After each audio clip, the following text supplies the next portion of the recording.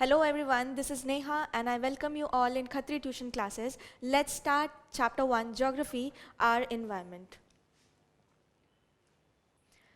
हमारा environment क्या है? आप लोग हमेशा से पढ़ते आए हैं, जानते आए हैं environment के बारे में. Geography में बहुत सारी चीज़ें हैं जैसे plants, animals, human traditions, Indian cultures, ये सारी चीज़ें आपने हमेशा से देखा है. तो आज हम इस चैप्टर में इन्वायरमेंट के बारे में पढ़ेंगे और भी अच्छी तरह से नए टर्म्स जानेंगे, कुछ नई चीज़ें सीखेंगे. चलते हैं इन्वायरमेंट की तरफ. देखेंगे एक छोटे से बच्चे की स्टोरी और उसके थ्रू हम समझेंगे कि हमारा इन्वायरमेंट क्या है. After the long vacation, when Ravi started going to school, again he noticed that the only playground near to his school was dug up. People said that a huge building with many flats will be constructed there. एक छोटा सा बच्चा रहता है, एक लंबे vacation के बाद वो स्कूल जाता है और वो वहाँ जाके देखता है कि इसके स्कूल का जो प्लेग्राउंड था, जहाँ पे वो बहुत सारी चीज़ें देखता था लाइक ग्रासेस, मैरीगोल्ड्स, बटरफ्लाइज, वो सारी चीज़ें नहीं हैं. तो उसे देखकर वो काफ़ी उदास हो जाता है और वो वहाँ जाके लोगों से पूछता है कि ऐसा क्यों हो गया. तो वहाँ के लोग जो थे उसे कहते हैं कि यहाँ पे कुछ फ्लैट्स बनेंगे, कुछ कंस्ट्रक्शन होने वाली है उसी प्लेग्राउंड में. तो ये सारी चीज़ें उसे अच्छी नहीं लगती, वो बहुत ही उदास हो जाता है. He was almost in tears. Then in the assembly, the principal too sadly observed, see how our environment is changing.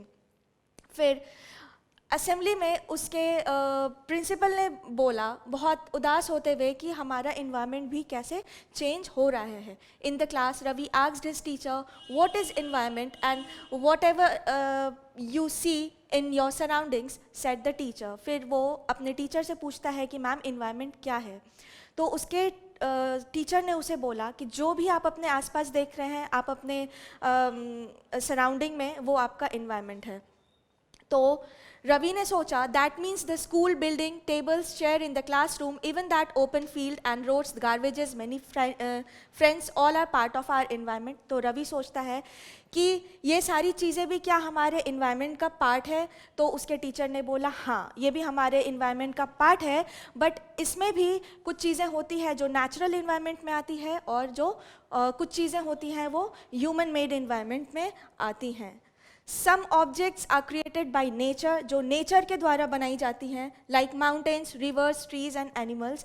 These are all natural environment, and other things such as roads, cars, clothes and books, etc. These all are human made environment. इससे हम क्या देखते हैं कि environment जो है वो हमारा basic life support system है, ठीक है, जो हमें एयर, वाटर, फूड, लैंड, ये सारी चीज़ें प्रोवाइड करता है. Next what we are going to study in this chapter is components of environment. हम इस चैप्टर में आगे पढ़ने वाले हैं हमारे इन्वायरमेंट के कंपोनेंट्स के बारे में, natural environment and human environment.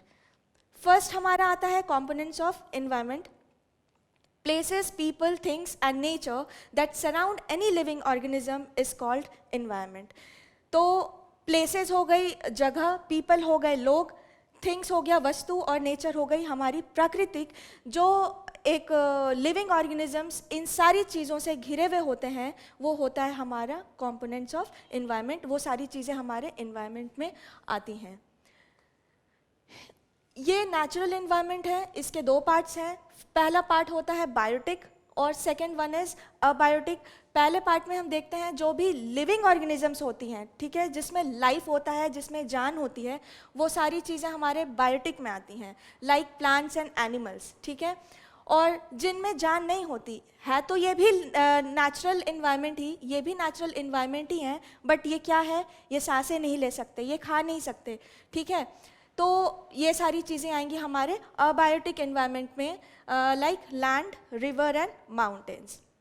Next one is human environment. Human environment क्या है? Activities, creations and interactions among human beings.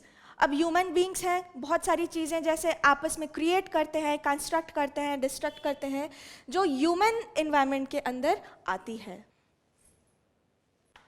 आप इस डायग्राम से और अच्छी तरह से जान सकते हैं. जैसे ये हमारा कंपोनेंट्स ऑफ इन्वायरमेंट है. पहला हमारा नेचुरल इन्वायरमेंट आता है, फिर ह्यूमन मेड आता है, एंड देन ह्यूमंस आते हैं। कंपोनेंट्स ऑफ इन्वायरमेंट में आप देखिए नेचुरल इन्वायरमेंट में क्या क्या आते हैं, living things, land, air, water. Human made में आता है हमारा building, parks, bridges, roads, industries and monuments. उसके बाद हमारे ह्यूमंस में आते हैं, क्या क्या आते हैं, इंडिविजुअल्स, फैमिलीज जो ह्यूमन के द्वारा क्रिएट की गई है, ठीक है, community, religion, educational, economic and political situation. Natural environment, ठीक है, अब हम देखते हैं नेचुरल इन्वायरमेंट।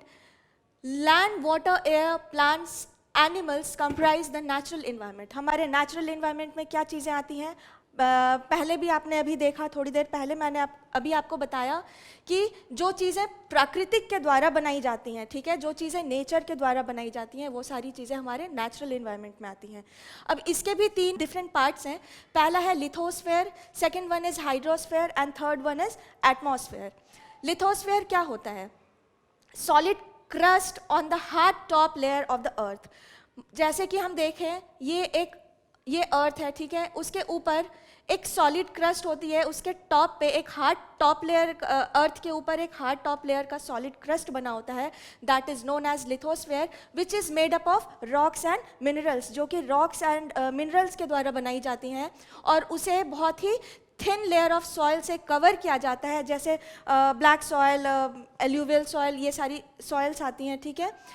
और इसमें क्या होता है, it consist of landforms such as mountains, plateaus, plains, valleys etcetera.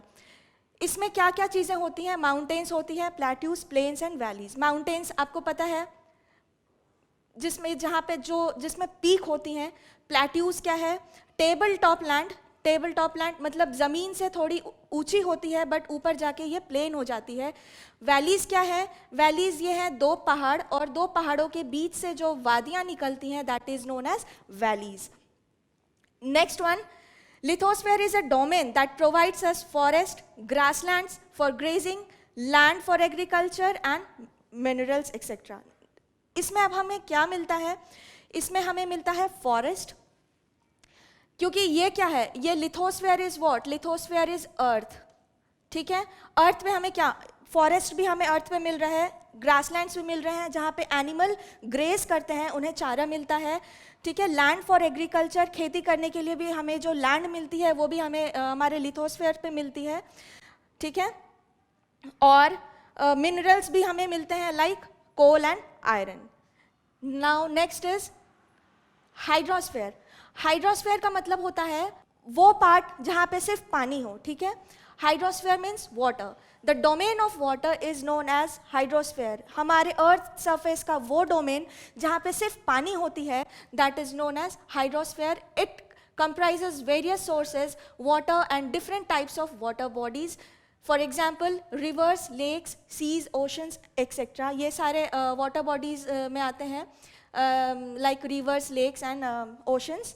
Now, it is essential for all living organisms, as living organisms के लिए ये एक बेसिक लाइफ सपोर्ट सिस्टम है। Without water they can not imagine their lifes. Now next one is atmosphere, thin layer of air.